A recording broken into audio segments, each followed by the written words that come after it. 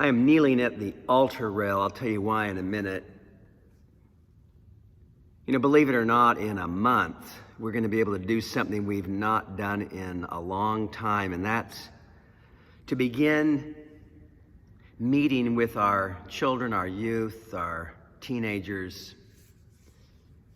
All that really ended back in March of 2020. We tried some things along the way, but you know, every time you get something started, another round of COVID would come, right?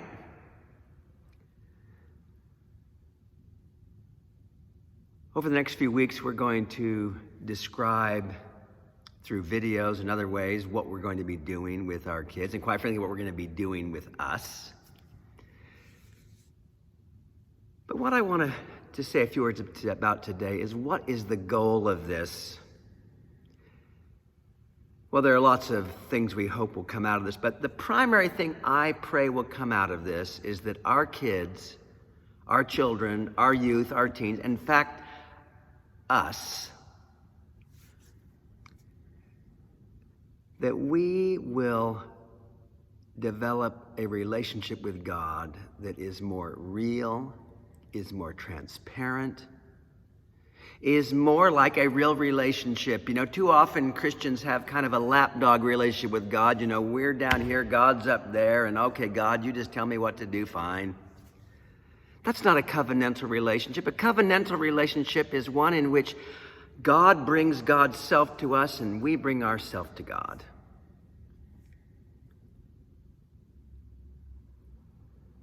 The way my relationship has grown the most in the last 28 years is that I am bringing more of who I am to God. I had an experience of this yesterday. I'm recording this on Thursday. On Wednesday, the day before Lisa is having a scan to see if all this chemo stuff is doing anything for her. And how she goes through all this, I absolutely don't know. I can't imagine. But yesterday, I said to Sammy and Peg, I said, let's take Lisa into the sanctuary and let's lay hands on her and pray for her. I didn't know what I was going to say. We spent a little time in silence, and then we came up to this altar rail where I am right now, and Lisa was kneeling right here, and we laid our hands on her.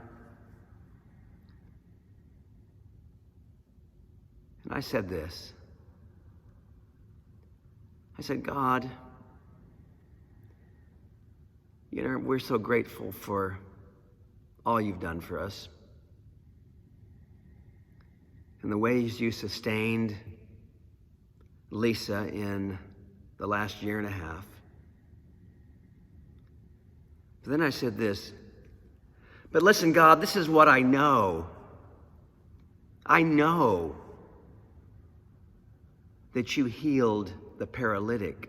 I know you healed Peter's mother-in-law. I know that you healed the woman with the flow of blood. I know that you healed Jairus' daughter. I mean, in fact, she was even dead and you raised her back to life. I know that you opened the eyes of blind Bartimaeus. I know that you healed the man born blind. I know you went to the pools of Bethesda, and when that guy had been lying there 38 years and not been able to move, that you raised him up again. I know you raised Lazarus from the dead.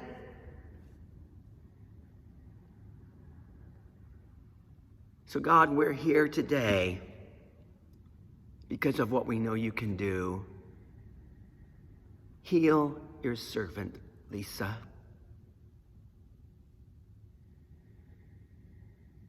You know, I'm not exactly sure what I said after that, but it would have been this, you know, God, what's the problem?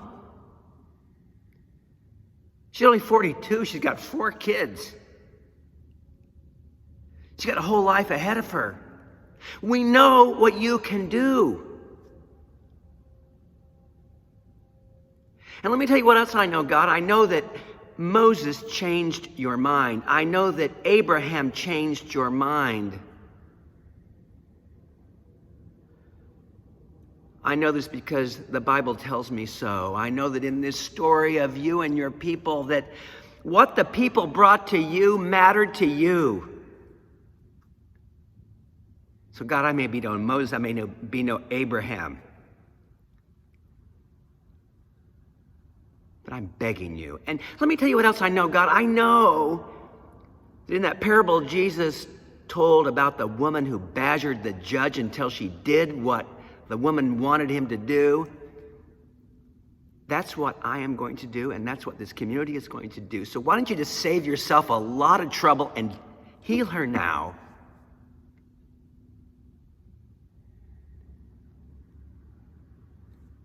I then ended with, whatever, right?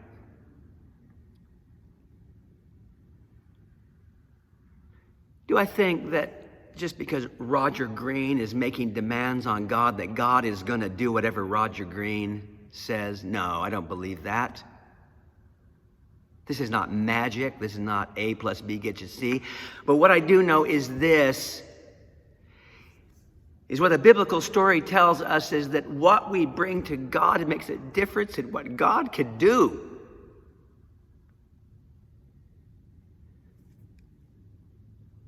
This is a real relationship with God. This is not Roger Greene being a little lapdog and saying, okay, God, whatever you want. I know you know what we need before we ask.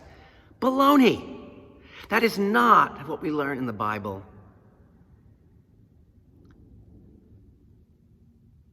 Friends, if we could pass on to our kids, our children, our youth, our teens, if we could pass on to one another this kind of honesty and transparency with God, what a gift. What a gift.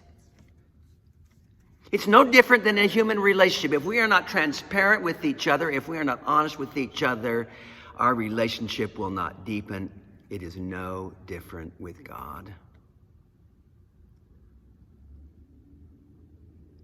That's the goal. That's the goal of what we're doing with our kids, our youth.